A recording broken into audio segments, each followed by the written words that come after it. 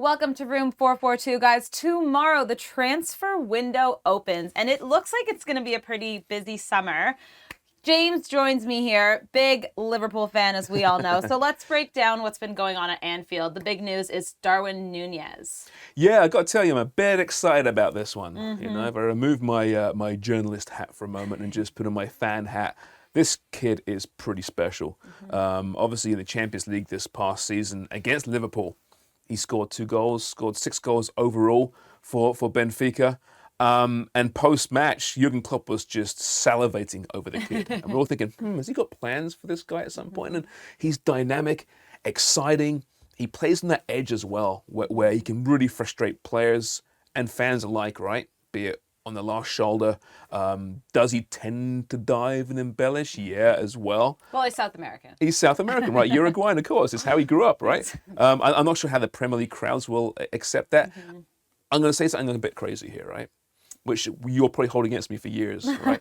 It reminds me a little bit of Cristiano Ronaldo at Sporting before the big move to United. I'm not saying it's going to be Cristiano Ronaldo, but I'm saying he's going to be Cristiano Ronaldo. No, but it's that exciting, right? And he has that temperament like Ronaldo as well, and also the excitement as well. So what a signing, plays in the left or through the middle, and perhaps with a bit of a void in both those positions. Yeah, I mean, he'll fit in.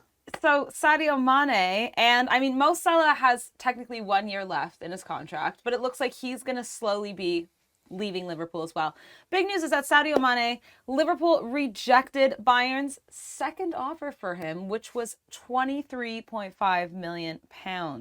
Now, I think Liverpool have every right to do this because I think he is worth more than 23.5 in the world of football we live in. How do you feel? Listen, if Sadio Mane was 22 years old and if he had 4 more years in his contract, he's worth $100 million. Or, sorry, 100 million euros or 100 million pounds maybe. That's how good he is. 16 more goals this past season. He scores in the biggest games, won AFCON.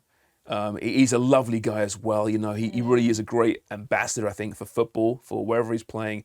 But he's 30, right? And he's got a year left. So basically the Reds have to sell him now or lose him for free. And that's a tough place to be, of course, which is why the money comes down. But he's still worth more than 22.5. I think Bayern are really hoping that the experience with Thiago a couple of years ago now with Liverpool, where they let the Reds sign him for a discounted price, will kind of force the issue here, saying, we did you a favour, do us a favour. I'm not sure the Reds see it quite that way. But you know what? He'll be a great signing. He's not Lewandowski who's leaving Bayern. He'll be a great signing. At the same time, it'll be a big loss for Liverpool. But great managers look ahead of the curve a little bit here. And you have to freshen up your squad sometimes. And it's painful to see Sadio Mane leave. It really is. But Darwin Núñez is pretty exciting. He definitely is. I mean, let's just look at what could happen at Liverpool. So Mane looks like he's leaving.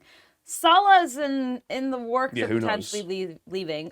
Firmino has 1 year as well left in his contract, so he could be leaving. Origi's leaving. This whole front line at Liverpool is really, it's going to change. I mean, great signing with Luis Diaz, obviously, but then you're going to have Núñez, and then Jota is in the mix there as well, right? Who was great. You know, for years it's been Salah, Mane, and Firmino, Bobby Firmino, right? And the last year and a half or so, Bobby Firmino's kind of moved to the subs bench. In came Jota, and then Mane moved to the centre as well. In came Luis.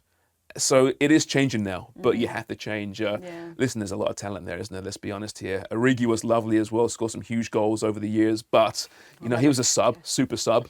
This is what big clubs do, I suppose. And to me, the thought of having Luis and Núñez out there, and hopefully Salah, I mean, that's off the charts exciting, right? It really is. Yeah, really exciting for Liverpool. Also exciting news, Liverpool's rivals, Real Madrid, and some good news for them and Luca Modric. Luca extends his contract for another year into 2022-2023. Now, this to me is just one of those heartwarming kind of signings. Is it really Barcelona fan? So I think it is for him. You know, at his age, listen to this. This is what he's won since his time at Real Madrid.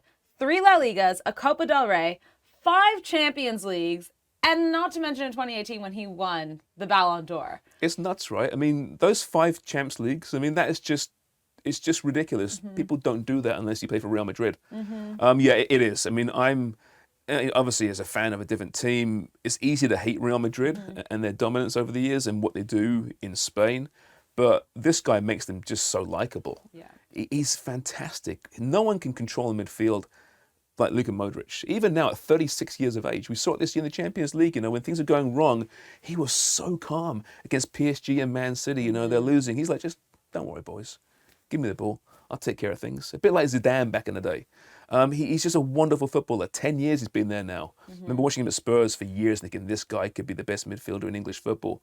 And then he goes to Real Madrid and he becomes the best midfielder in world football. Has it been a more consistent player in the 10 years? I don't know. I think he might be more consistent than Messi and Ronaldo over the last 10 years. It's close. He never takes a game off. For Croatia, he's not saying the best, but I'm saying the most consistent, right? Again, for Croatia, he's always there. He took him to a World Cup final. Often he gets past the quarterfinals. Our very own Canadian boys will be seeing him firsthand at the World Cup in November.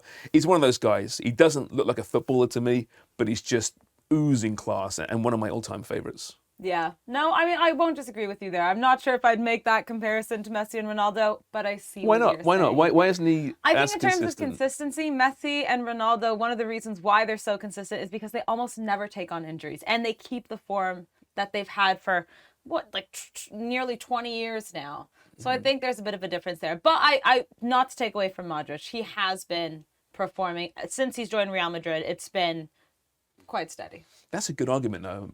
Great points, by the way. That could be a good attack defend. Maybe you'll see it tomorrow. We'll surprise Albert with that one, shall we? But yeah, I mean, listen, all I'm saying about him is just he hasn't got the goals, obviously, a different position of Ronaldo and Messi, and that's why they are what they are. But just from a performance standpoint, I don't think I've ever seen him have a bad game. Yeah. I don't think. But hey, if you're third most consistent behind those two, that's pretty good, isn't it? I wouldn't mind. I wouldn't hate to be in that position. But guys, listen, us at Room 442, we're going to be keeping up with all the transfer news, which, like I said, it opens tomorrow. So follow us at The Parlay on all the social media, and you can check us out at theparlay.com.